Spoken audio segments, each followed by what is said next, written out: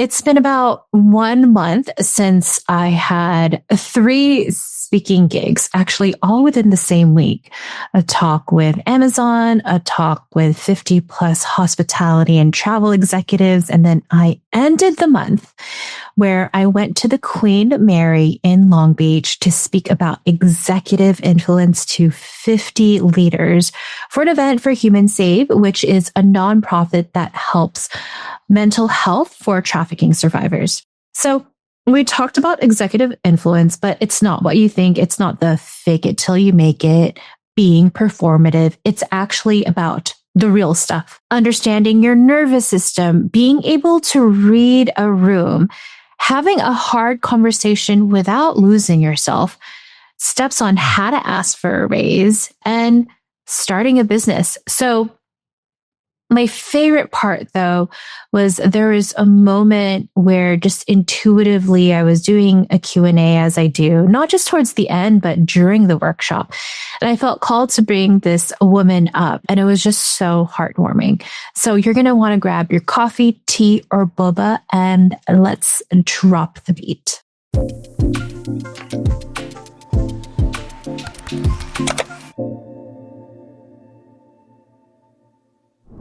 My name is Natasha McPherson. I'm the Vice President and Managing Director of Hall Wealth Management. So what are we doing here right now at the Queen Mary? Right now, we are doing a women's retreat that benefits survivors of human trafficking for the only nonprofit in America that serves mental health therapy for human trafficking survivors. And I know we just came off doing my presentation on executive influence. Can you share how it was just seeing me present and be involved? If you're looking for someone to speak to women and teach them how to get to where they want to go, Elaine is absolutely the person. Her insight, she brings years of insight and knowledge to the game. And Natasha, what makes me unique as a speaker? I think it's your background and your story. So I'm not going to tell them your background and the story. That way they come see you talk or they hire you to talk. And I promise you will not be disappointed. Well, thank you so much. We have a group of women that we're going to be here to support. So thank you, Natasha. Thank you for coming. We appreciate you. Hey, everyone. We're at the Queen Mary. I just came off a talk. So who are you? I'm Tiffany. I'm a dentist, and I met you at Glidewell Dental.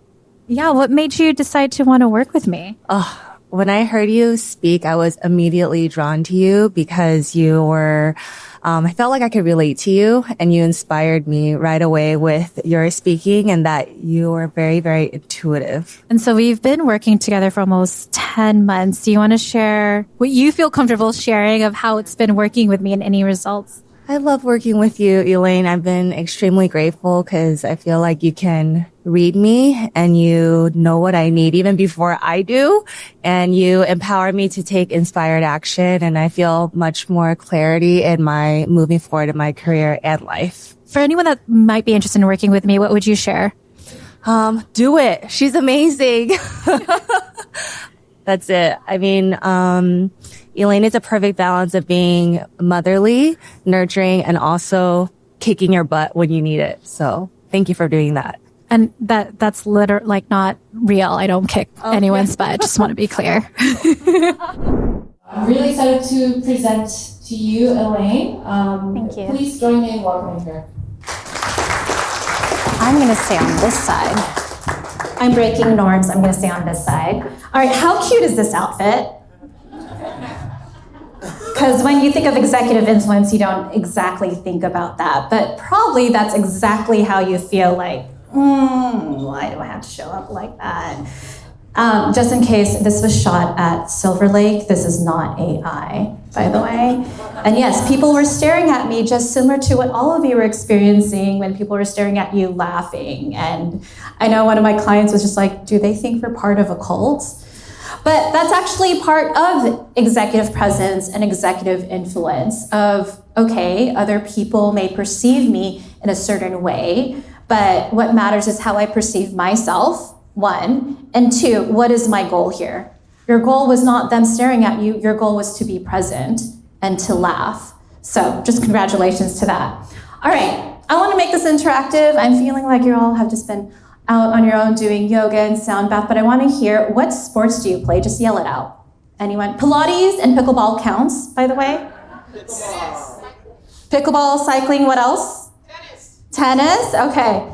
So this You're probably surprised, but for 21 years, I've been doing Muay Thai, so boxing, martial arts, so you do not want to mess with me. That's why I wanted to start off that way. And also, since we're here, really raising money for survivors, I could come off to the side and show you some moves later on. But any sport, tennis, cycling, even boxing, Muay Thai, it's all about blocking, pivoting, and then transitioning and putting up your hit. So when it comes to executive influence, I want you to think of it similarly that way. So I will share a lot of practical things with all of you as well as strategies. So there's a little flyer at your table so you could get the QR code. You don't have to do it right now because I know all of you are going to go on TikTok and Instagram. So do it later if you can, okay? Be present. So just like sports, when executive influence is being curious, being an observer, and be like a scientist. So often we make decisions based off data, right? Supply chain systems and numbers. But I want to remind you, it's also communication.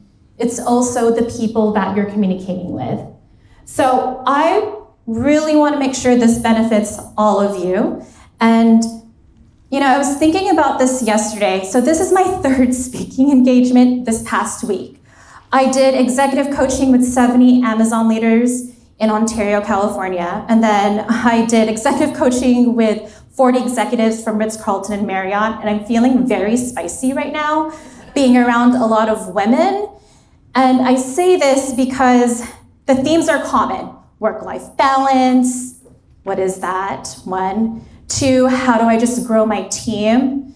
And I think about how I grew up. My grandmother, she always had people come over. Anyone grew up that way? Like there was always people at that house. And I'm very grateful my parents was also that household. And all the moms and aunts would be in the kitchen. And I thought it was chismes, which is gossiping. I was like, no, it's also a place for them to connect. And let's be real, we don't have that as much, right? It's like, let's be efficient, let's be productive, let's keep doing all the things. And I want to make sure that we're in community beyond this as well. So you're all in small little communities. Even if you know each other, name what you do, but I want to hear from you, what's your number one goal? What's your number one challenge? And I'm going to give you about 5 minutes, and I'll check in if you need more time, I'll give you time, but let's be in community, and if you cook up something in your own table and kitchen, share some with me, okay? Can we play some music in the background as they talk? And just so you know what I would like for you to report back from the table, if you could share, okay, this is what we figured out our number one goal is and our number one challenge is from each table. Hi, everyone. How is it connecting with everybody? Good? Yeah. All right, I'm gonna, because I want to make a checklist. I want to go through each table and ask what was the number one goal and challenge for each table that you feel comfortable sharing. This is interactive. So I'm going to put my clients on the spot, so that table over there first. Were you able to choose one goal? Growth and moving forward? Okay. What's a challenge? Communication? Okay. I'm going to put communication as a challenge here. Are all of you like, damn, did Elaine just make us do this? We didn't really talk. We just want to talk. That's okay. Actually, I wonder how many of you are business owners or have an idea? Raise your hands. Okay. How many of you are, I'm paying for my rent and my mortgage. That's completely fine. But you are working 9 to 5. Anyone? Raise your hands. Okay. How many of you, for those people that just raise their hands, how many of you want to get a promotion next? Okay, I just want to get a feel for it. So expansion, money, and clarity, that's what I heard. All right, don't worry, I'll talk about money. I was a former fundraiser, and I raised $11 million. $9 million was at Pasadena City College Foundation. So very grateful for the work I did. And then before that, I'm glad I'm not in this world anymore. I worked in political campaigns. I still vote. I want to say that is very important. I vote local, state, national, and special elections. So I do that as my due diligence as a citizen. All right. Any other tables want to share? Goal and challenge. Yes. That back, and then we'll go here. Oh, come up here, actually. There's a mic.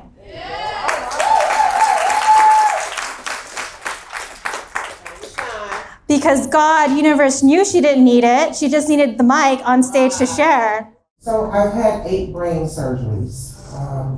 6 years ago, I was diagnosed with Arnold-Chiari malformation and syringomyelia. It's a disease that affects 1 out of 1,000 women.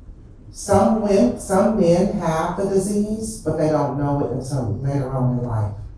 I worked for Kaiser Sunset. I was a nurse.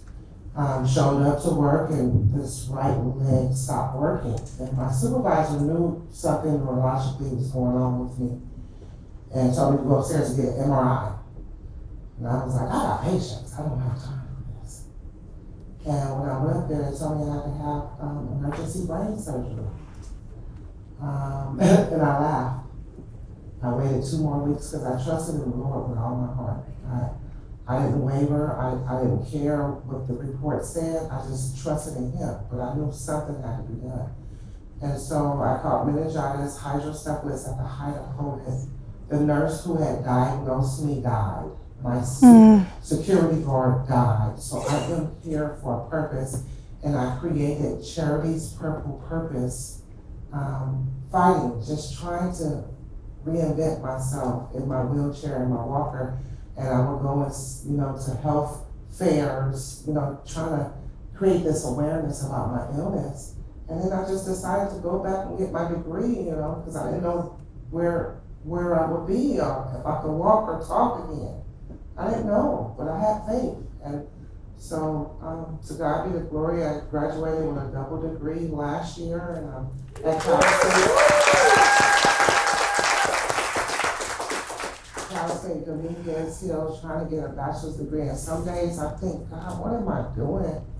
I get out of wind sometimes because that faith that I had before, sometimes it dwindles because you have like the weight of the world on your shoulders. But it's friends like Sandy and Jen and people who encourage you to keep going.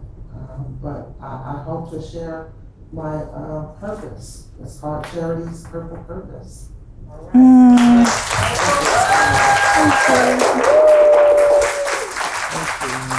I feel like everything happens for a reason, You're probably pissed, like, I forgot all of it. Yeah, I did. Yeah, but she needed the mic. You got an email so I can send it to you because it's in my docs. Actually, how many of you want to connect with her during lunch? Raise your hand. Anyone? Okay, look, you got a little fan base. Thank you. Thank you so much. Please give her a round of applause.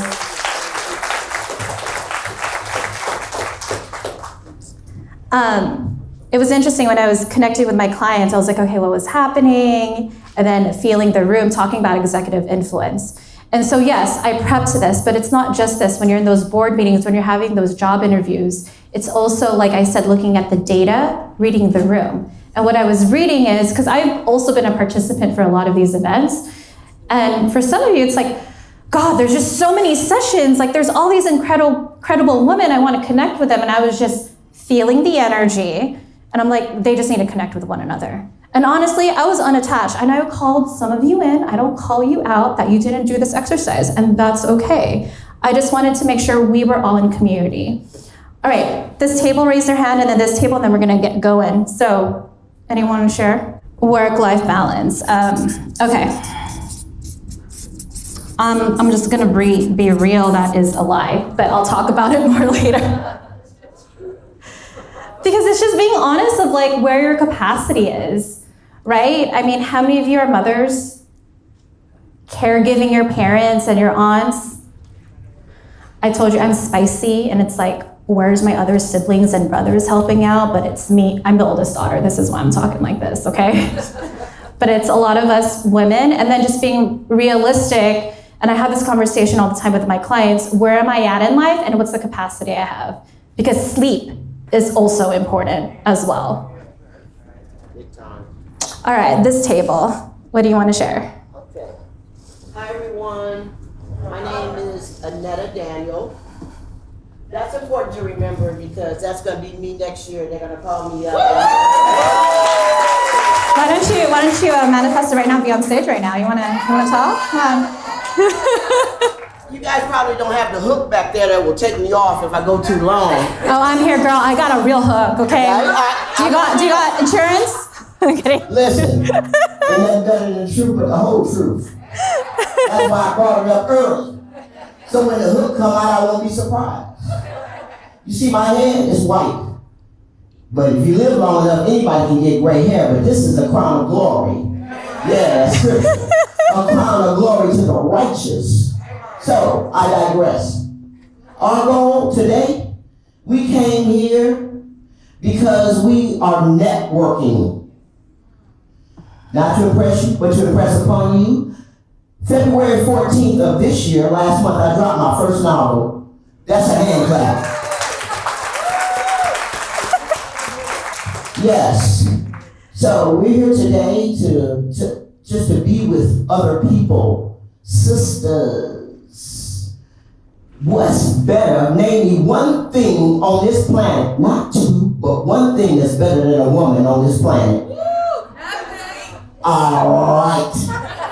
So I'm in a room full of women that are gorgeous, beautiful, all ages, all colors. Listen, this is what life is about. So, again, my goal is to be a world-renowned motivational speaker. And how I got here today was Natasha, wherever she is, Natasha McPherson.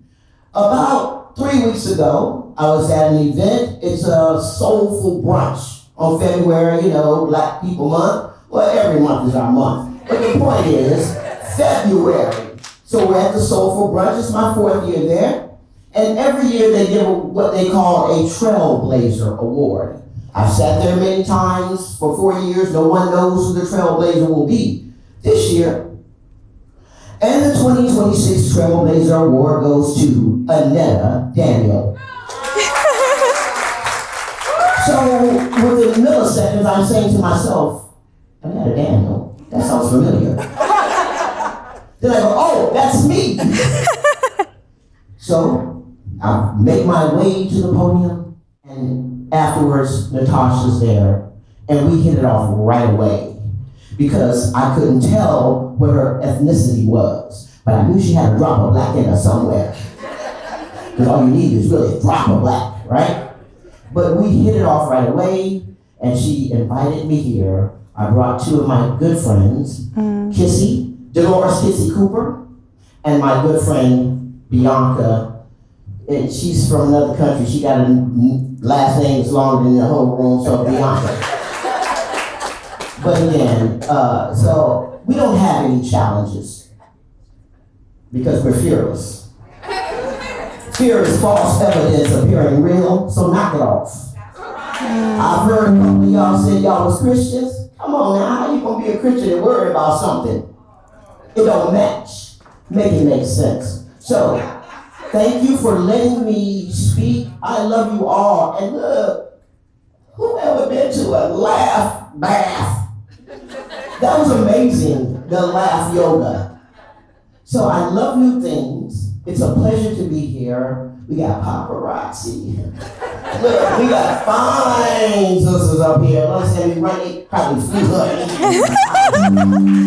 I'm not mad. We'll discuss about who's gonna be here next year, me or her. But anyway, I'm always rooting for me. But again, no one does anything alone. And thank you so much for letting me speak to you today. I love you all. Thank you. You're amazing. Oh, you're sweet. It doesn't have to be me or you. It could be both of us. Yeah, what did you want to share? Newly emerging purpose. Fulfill newly emerging purpose? Okay. I'm going to go through this. I might change things up. I want to make this interactive. I'm going to read your faces, so if you ain't feeling it, then I'm going to change it, okay? But you can also be direct with me too. Be like, can we just talk about something else? That's okay too, okay?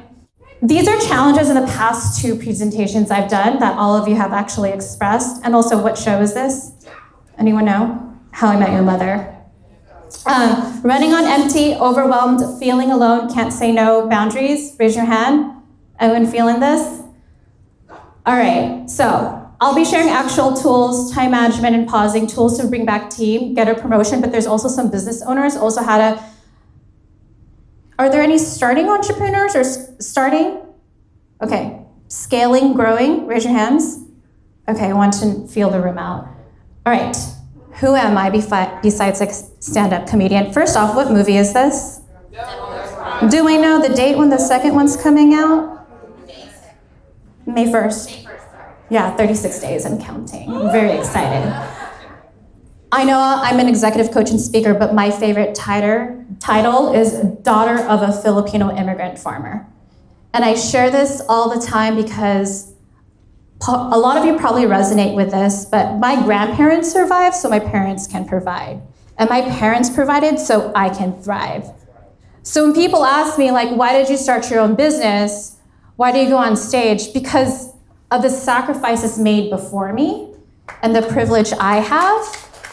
And so I share that not just my story, but to even think for all of you as I look at the goals, growth, moving forward, expansion, because I get it, like, it's not my quote, but the itty bitty shitty committee in our head, right? That makes us feel uncomfortable to get to that next step. It's also because of the trauma from generations before us. It's the epigenetics. And also reminding generations before us, hey, I see you, I know the sacrifices you made, and thank you. I got it right now. So yes, I've trained and coached Fortune 500 leaders, but I have failed.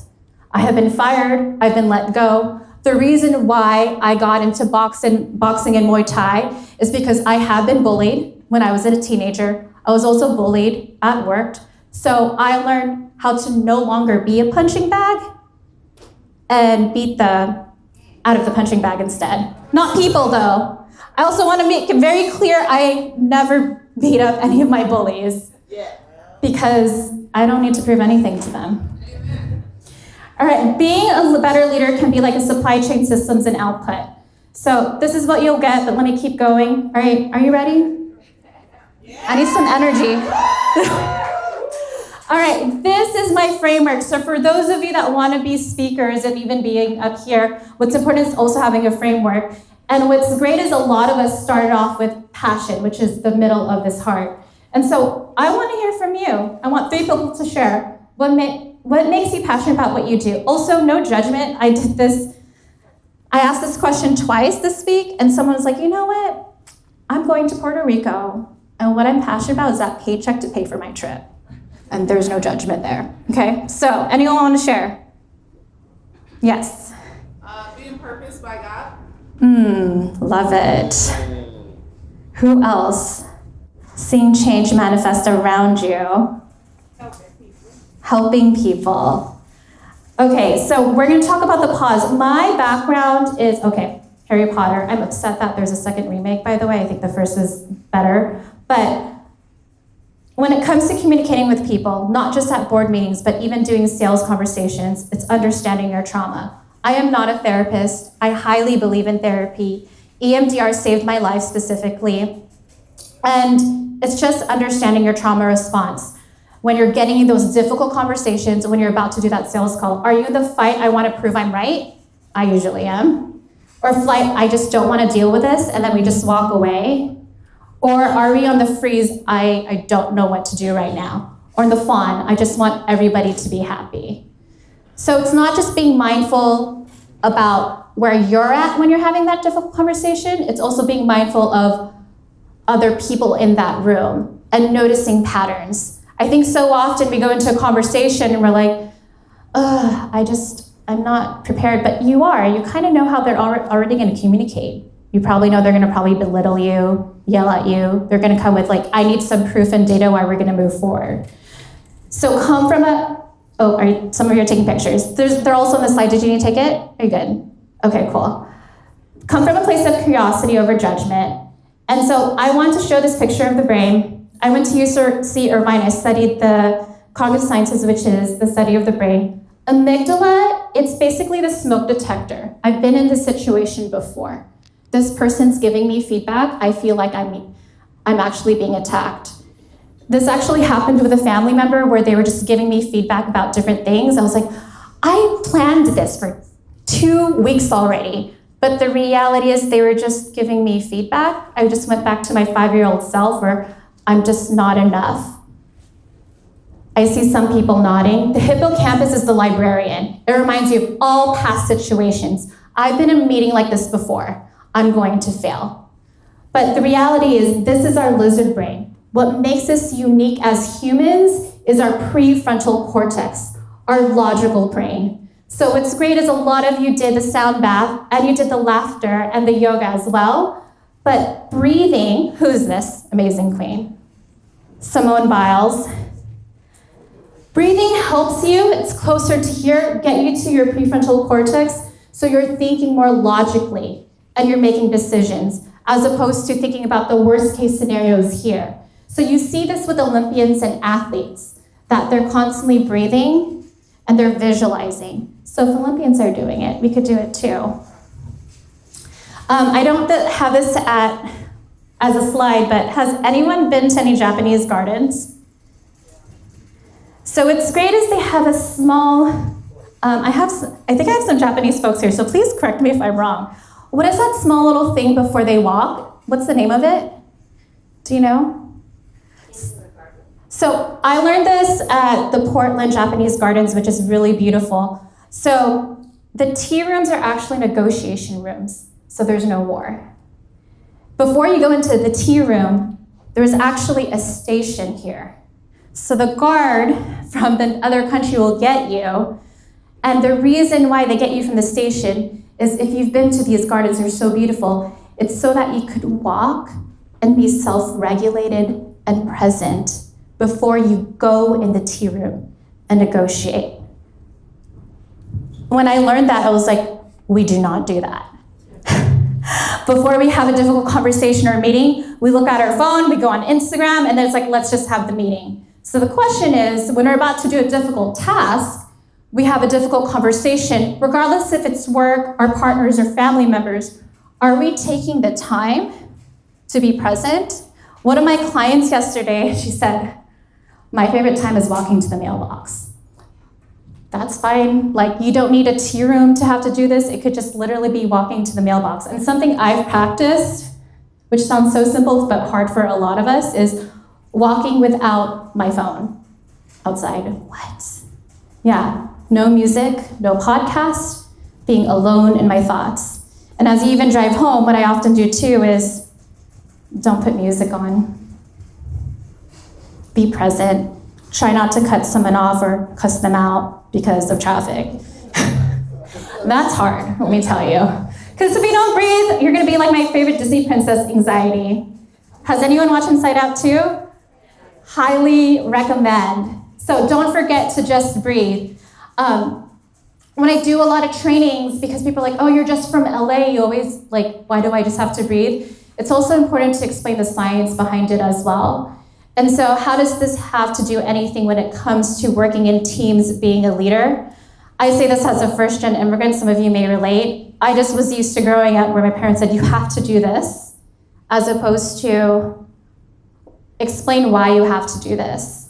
So I remember my 4-year-old niece, she was screaming, it was at Tahoe, she was completely fine, she was just having a tantrum.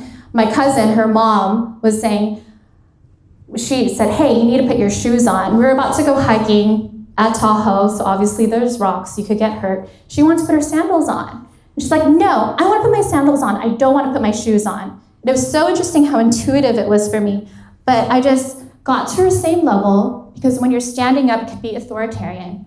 And I just asked her, like, hey, you really want to put your shoes, like your sandals on, huh? Yeah, I don't know why I need to put my shoes on. Well, there's gonna be a lot of rocks. And if there's a lot of rocks, you might trip and hurt yourself. And your mommy loves you very much. You don't want to hurt yourself, right? No. I'm like, okay, so do you want to put your shoes on so you don't hurt yourself? And she understood that. So I actually want to challenge you, where are you doing that at work as well?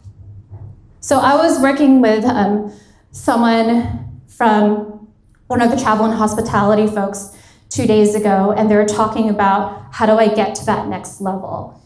And it's actually, how are you communicating with your team in terms of thought process?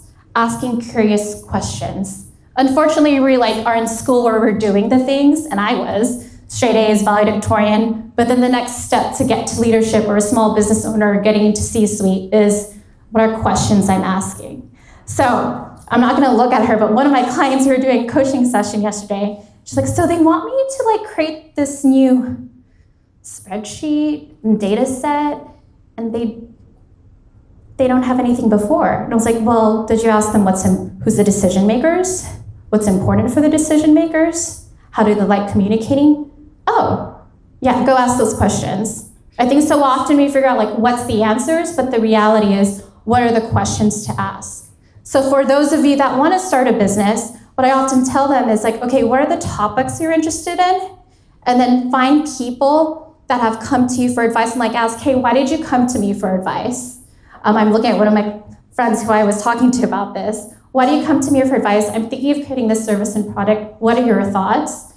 Because you're gathering that information ahead of time. Similar to if you're an executive, let's say you want to create a new initiative, create those allies, figure out who are your allies and ask them for feedback. I'm thinking about this, what are your thoughts? Or I'm having trouble having a discussion with this person. You get along with that person so well. How did you make that work? What advice do you have for me? Anyone familiar with zones of regulation? I see a nod. My therapist shared this with me, but when you're having a difficult conversation, you want to make sure you're in the green zone. You're calm. And what do you have to do when you're calm? I'm testing you. Breathe. When you notice you're anxious, yellow zone, red zone when you're angry, or blue zone when you're sad, here's the hard part, don't react. So whenever I get those contentious emails, I was like, I'm on the red zone, I'm gonna wait until tomorrow and sleep on it. You wanna wait until you're regulated. But I get it, sometimes you have to make hard decisions. I have an elected official who's a client, and I was like, we had a session yesterday and I was telling her, we need to make sure you're always in the green zone and calm when you're making these decisions. I understand that as an elected official, you need to make a fast decision. Feel free to tell your staff, I need a minute. And that actually has your staff and team respect you. I even do this in my personal life. With my partner, the common challenge we have is, what are we eating for dinner? But then I just made 30,000 decisions for the whole day. I don't have capacity to think about dinner. So I will tell him, I need 5 minutes. Or even today, he was like, what do you think we should have for dinner? I'm like, I just did 3 presentations. I'm gonna delegate this decision to you. But here, I know that's so small, but here's what I want to share. I shared context. I could have easily said, I don't know. But I shared context, I just don't have capacity to do it. So that small example, how can you do it at work as well? So when you have a direct report coming to you, I need this, this, and this. Hey, I hear that you need this. I have some meetings. Let's connect at 4 p.m. I was able to move very fast in my career because I was reactive and I problem solved really fast. And I learned to get to the next level. I had to be discerning and be okay not answering and being reactive all the time. And that was a hard unlearning for me. I see a lot of you nodding your heads, especially as women, but I've had to learn to pause. So I slept over at my parents' house because the talk with a SoCal woman, Amazon, was in Ontario and I live in Chatsworth. That could take 2 or 3 hours and I'm just not gonna deal with that. So I slept over there and my mom, typical immigrant mom, she's like, oh, do you want food? I could pack all this stuff. And I just was drained from a whole day. Old me would have been like, Mom, I don't need this. And then I'm like, hold on, she has good intention. And I just said, Mom, I know you have good intention, but I just really want to go home right now. And that kind of backed her off. I was like, oh. Yeah, it was the truth. Yeah, she did have good intention. So in that similar situation personally, where can we do that at work as well? Sometimes I know we get contentious where it's someone has this idea, it's your idea, egos get involved, but there's this goal for work. It's hey, I know you have good intention to do this, but I have seen these challenges 1, 2, and 3. So to move forward, I'm thinking we do DEF. What are your thoughts? Taking ego and putting conversation in it. I feel like in the past years, I was in Philippines, which is where my family is from, and I was in El Nido, which is this beautiful island, and I had this like old grandma give me a massage. It was like normal massage, by the way. I just cried. I cried because it was just so, I don't know if you've ever had those moments. It doesn't have to be a massage because you were just so present and it was so calming. And we live in a society where it's like, you shouldn't feel bad. So like, let's go on social media drug, or, let me go like binge and do this eating or watching something. But there's a beauty of actually being in that present moment, because that allows us to just be conscious of, okay, where am I at right now? And sometimes when we're feeling uncomfortable, we also know, I don't need to make a decision about this right now. Or, I don't need to make a decision about this at all.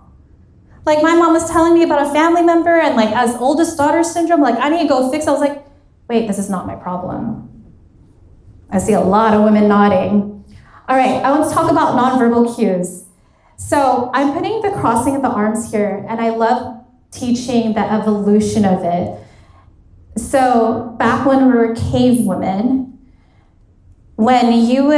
the reason why when we see someone like this and it feels defensive as opposed to walking or talking like this is because back in the day, if you had this, you would have a rock or a weapon.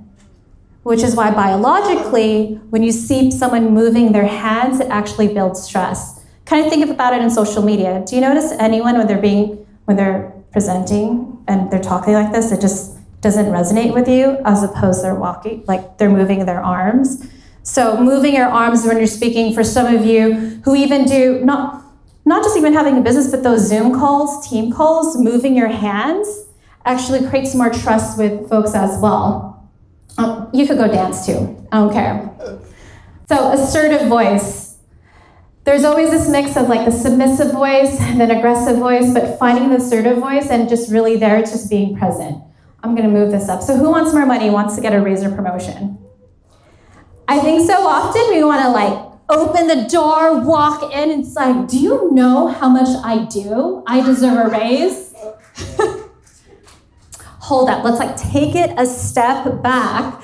But first step is, I call it a brag sheet, or corporate terms, value-added memo. Track everything you do. So I tell people, create an ugly Google or Word doc of everything you've done.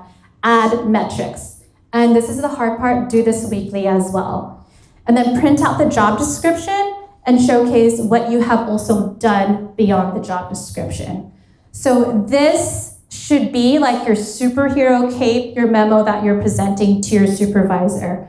Then you talk to your supervisor and you're not asking for a raise yet. You're actually letting them know, I am interested in one. So hey, I have goals to be a VP, a director. I have accomplished this. Show them the document of everything you've done. Because sometimes when it's verbal, sometimes they get caught off guard. That's fine, but you actually did your research. I have accomplished this. What do I need to do to get here? Also, because I was talking to some Amazon folks, but what if there's budget cuts? Have the conversation so you're prepared for it in the future. Have the conversation right now. Like, okay, I understand that this is happening. What can I do that's in my control? In addition to this, people forget this. When it comes to moving up, it's not just technical. When you're moving up, it's more about people and politics. So be real, take out the emotions, write a list of who are your allies that could support you, and then write a list of people that you don't have the best relationship with. So I have another client, she is not here, but she has a wonderful C-suite direct, and she's moving to another C-suite position. And she's a woman of color, and thankfully her boss is like, hey, I want you to take my decision when I move. But then she did this homework, she made this list, and she's like, the decision makers though, they're not gonna want me. Like, I already know. And so what was great is her direct boss spoke to her CEO and she's like, fix this. So I share this because it's not just doing all this, but it's also who is on your side, and also being mindful of what relationships do you need to work with. And I'm gonna be real with you. maybe you don't have that influence. And that's a decision you could make where you're like, I need to go elsewhere as well. Going back to what's in your control versus out of your control. And then observe. So when I worked at Pasadena City College, my incredible boss, Bobby Abrams, great ally executive director, have you ever been at those board meetings or meetings where, how the hell did she survive that meeting because everyone was against her? But she made sense, yet after the meeting, everyone respected her. What did she do? Has anyone been in those meetings? I was like, what magical fortress did she do? And she's like, well, first off, Elaine, therapy, number one. But two, it was that calm demeanor and her ability to actually ask questions and mirror things as well. So perspectives and priorities. How many of you love the Dodgers? How many of you hate the Dodgers? If you watch baseball, they have a cap, right? And then from the cap, they have okay, so this person that's coming up, I'm gonna move up this way because they're gonna hit a certain way. Similar to people that you work with, having a dashboard of the people you work with, understanding their goals, communication style, who they work well with, how to improve your relationship with them, and what topics should you avoid or not. We do this all the time at sales. Why don't we do this with our team members? For those of you that have a business, I would also recommend, do you also create a spreadsheet, not just how much money you're making from them, but what are the common goals and words they use? What are the common challenges they use as well? So for example, the reason why people want to work with me is they're like, you're very interactive. I'm like, okay, how do I showcase that onto my website? I can't do just the perfect pictures, but I want to make sure there's interaction. What else? Why are people wanting to work with me? I have results, so I need to show that as well. For those of you who have a full-time job, how are you showcasing that into LinkedIn as well? Because you never know if a recruiter is going to slide into your DMs, and constantly updating that. So having a difficult conversation, look at the dashboard and prepare. Why is this so much work when you're having this conversation? A book I recommend if you haven't followed him, his name is Jefferson Fisher. He wrote the book, The Next Conversation. He's a trial lawyer. And so these small little trials, they're usually against family members, to sisters and aunt. And he always prepares his clients, what do you know your sister's gonna say that's gonna trigger the hell out of you? I know that's a worst case scenario, but also at meetings, how can you prepare for those conversations as well? So if you have challenges right now, create a memo. I'm gonna keep going. But I wanna know, any scripts or tips that you do when problems and stress happen, when you're having difficult conversations? Because I wanna make sure we're learning from one another. Anyone wanna share? Yes.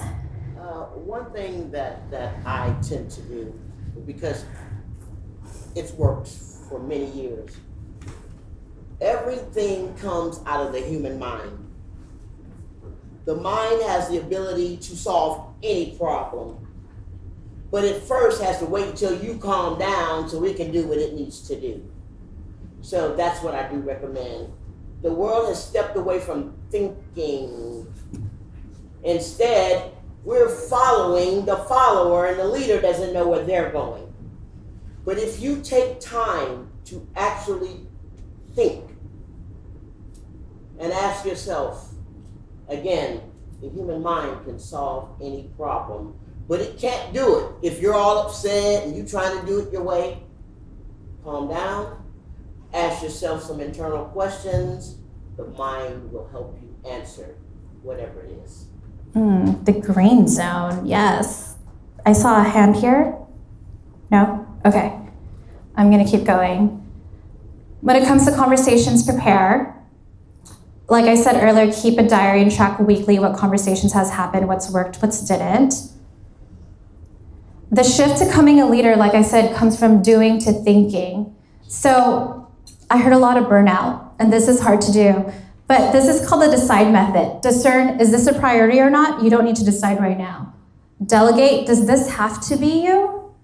Maybe you do it. Delete, is this necessary? Or delay, can you this wait? And then discuss, ask for feedback from your boss or whoever you need to. I was talking to a client yesterday and she had this big decision she needed to make. And I asked her, what's keeping you from making a decision? It's like, I'm just not calm. Like, do you need more information? Yeah, I do. Where do I start? I'm like, well, who do you need to talk to? Who are the decision makers here? Who's influential? So even asking yourself, if you're kind of stuck, what are questions I need to ask myself as well? For those of you at work, if you're feeling overwhelmed, you don't need to keep it all together. I know for us women, it's like we can, but we could ask, hey, I'm feeling overwhelmed. Here's what I'm working on, and I have a capacity to do this. What can I delay or delegate? Create allies in your organization to ask for support. And this is questions you could ask from your team to check in. Like, what works well for you? What are you working on? Are you disconnected from work?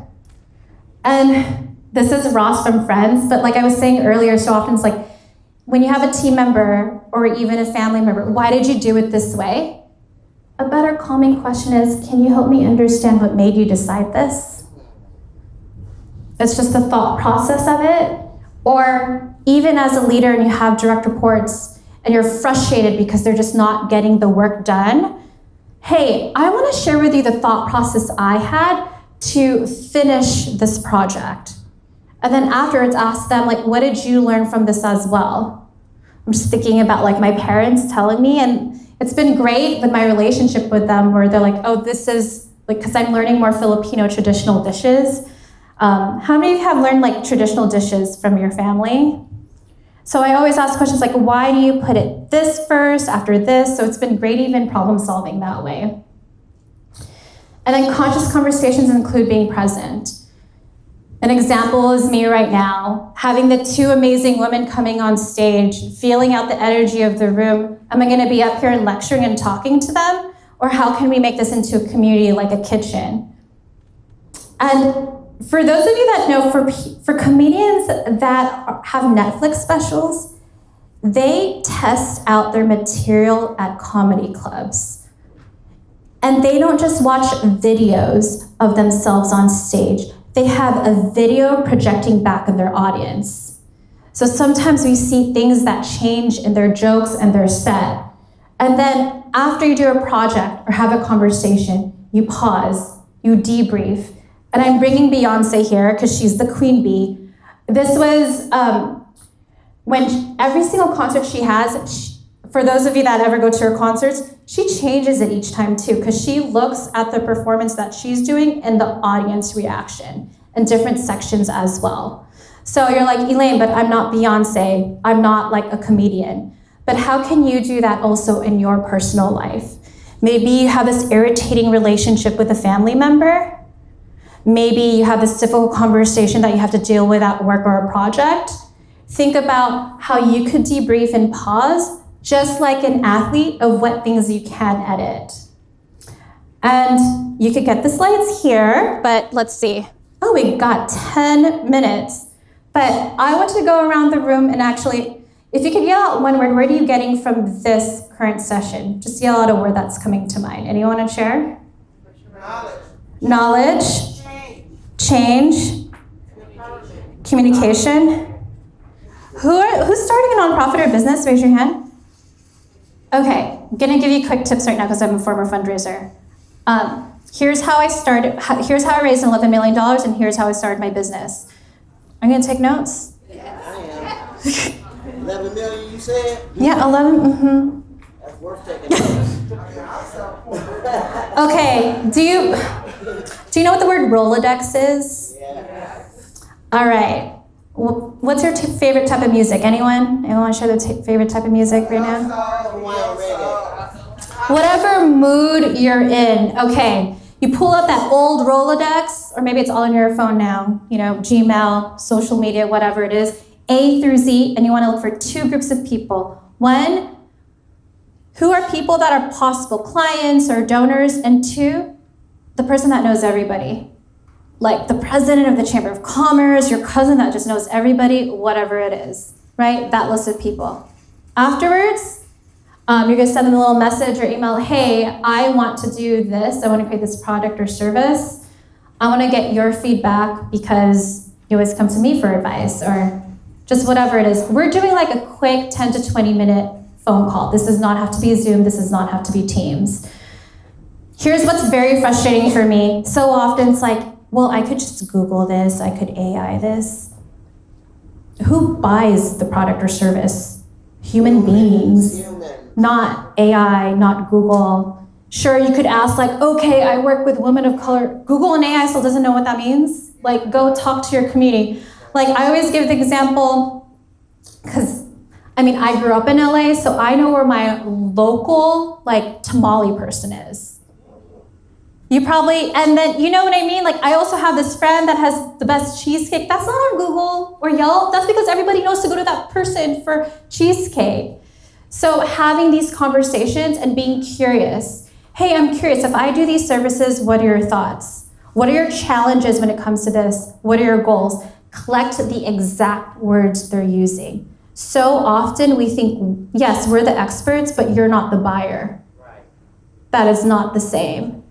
So collecting those words and be unattached to the result, because that ends up possibly being a client. And that's how I got a client. I got a client from doing this conversation from a conference I met. And then my second client came from my middle school friend who introduced me to her other friend. But you're coming from a place of curiosity. And then builds up. Then when you hear the words, when you're hearing the problems people are saying, then how do I update my website? How do I update my social media? Then you're speaking the words and language, and then people come to you. Like, Natasha, I see you on the phone, so don't look at the phone right now. But like Natasha, for example, when she reached out to me, you're exactly who we're looking for. That's because I created my website in a way where people come to me. I do not chase people. Great job. So you're gonna be up here. I love it. Anyone else? Questions? Not just for me, but for the room. How to make sure everyone gets lunch. How to make sure everyone gets lunch? Yeah. Are we gonna have lunch right on time? I think so. I think we might hit it. Okay, well that's not my role today. Are you doing your job today, Natasha, with people getting hungry? Okay. See how she gave me feedback when I called her out or called her in? She was like, I was focused on lunch. See, we had a very difficult conversation just right now. And I still respect Natasha. I love this. I am a fundraiser because follow-up is clean. It's not just the initial conversation.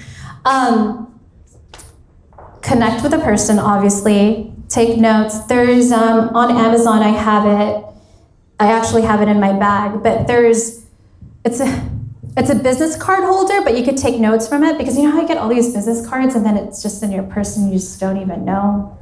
I'll show you the book in a bit. But take notes, like anything specific. Oh, we both are from Long Beach.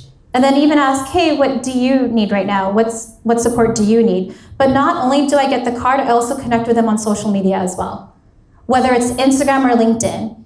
And right on the spot, when I'm with them, it's like, hey, woman, like with the brown scarf, like it was so great connecting and talking about A, B, and C. You put in the direct message. You're like, hey, I'm just sending this message so I remember. Because the reality is you're not gonna remember. Yes, I'm an extrovert. For anyone into human design, I'm a projector, but this is a lot of energy, so I'm not gonna remember, so that's why I need to do a direct message after. And then afterwards, prioritize who you wanna connect with. There's some people who are like really great vibes, that's completely okay, but there's some it's like, this could be a potential client, this could be a potential lead, follow them with them right away. There's specific tactics if you wanna follow up in terms of specific time and date. When you send a message to follow up, you wanna do it right before they start work. So if they start work at 9, send a message at 8:45. It's in the beginning of the day. Because what happens when you send a message at the end of the day? They're busy, they're putting out fires. Also, when you send a message like, hey, it was so great connecting, love the lunch that Natasha prepared for us right now. I would love to connect about A, B, and C, reminding them what both of you talked about. Are you free Monday 1 to 3 or Tuesday 4 to 6? I did not give an option to say no. I gave them 2 options to meet with me. This is like my fundraising hat right now. Did that answer your question? Okay, but also no, it's not just one touch, it's 5 to 7. Absolutely. But also you don't want to be aggressive. So like you feel it out, 2 weeks, 4 weeks, and sometimes I'm just real with them. After like the 3rd touch, hey, are you interested? Like Like, I just want to honor your time. Like, did you want to connect or not? And if you don't, that's completely okay. I just want to honor your time as well. So I want to go back to the room, and because what I always like telling people, I don't want to just be here for motivation and inspiration. I want to make sure there's action after. Because then, what was the point of having me up here? I want to make sure that there's things that happen. And that action could also be pause. What do you want to manifest after this? Go ahead, Anita. Yes, what I'm going to manifest is I'm starting a consulting business because I think that society, I'm only gearing toward people that are high achievers. And I think that the world for high achievers is a little sick of the 25, 30-year-old guru. Because, first of all, I'm bringing 30 years of sales experience to the table, published author, so my superpower is storytelling.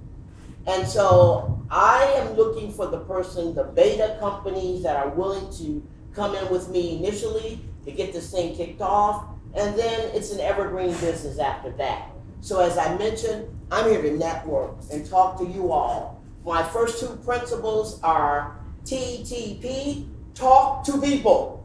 And then my second principle is TTMP, talk to more people. And all of these people, I will be asking this specific question. My name is Annetta Daniel. I'm about to become a world-renowned motivational speaker. Do you know anyone that may need my service? That's me. Thank you, Anita. Natasha, where are we at? Food? Well, we got Marlene next, and then food. Oh, okay. All right, I'm going to give room for, can I do room for one more person to manifest? Is that okay? Anyone else? All right, if you're not going to say anything, that's fine. Also, no judgment. Like, write it down then for yourself. You don't have to necessarily say it out loud. Write it down. I'm doing that. You need to write it down. Thank you, Mom, for teaching that to me. Tell them why writing it down is important. I forgot what part of the brain. There is actually part of the brain, but do you notice that when you are driving in the freeway, for any of you that have like a dream car, do you notice your dream car more often? Yeah. It's actually, the amygdala. The amygdala. So there is actually science behind this. So when you're driving, you notice like your favorite car, it's because of your amygdala. So if you write down your goal, then everything you do day to day, even if you're showering, you're thinking of ideas, your brain, your amygdala will remind you of, oh, this will actually help me towards this goal. Connects to the cerebral cortex. Yes, amygdala and cerebral cortex. So thank you, Anita. And then thank you, everyone. I'll be here all day, but just want to connect. So thank you. Marlene, you're up.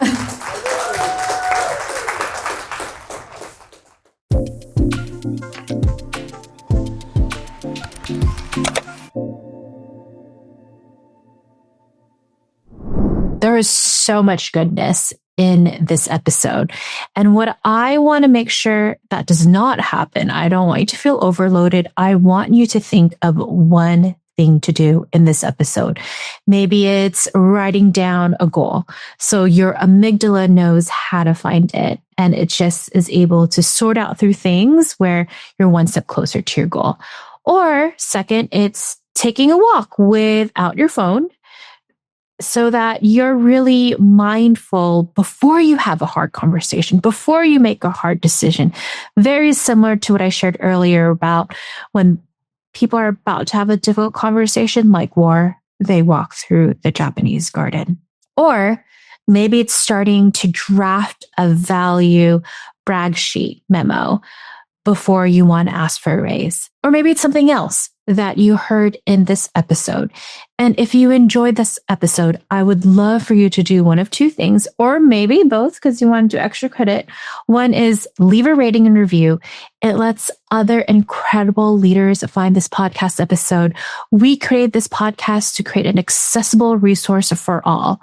Second, share this with a friend or two. Send them a little message on why they should probably listen to this podcast and how it's going to help them. And if you're wanting more as a leader, executive, and you're curious about working with me, then schedule an introductory call at elainelou.com/call. That's ELAINELOU.com/call. And we'll work on figuring out 3 action items towards your goals and your challenges by the end of the call. If it's a great fit to work together, great. I'll share with you how it may look like to move forward and work together. If it's not a great fit, great. I'll refer you to other people and resources. So either way, it's a win-win situation for you. So thank you for listening, and I'll catch you next time. Bye.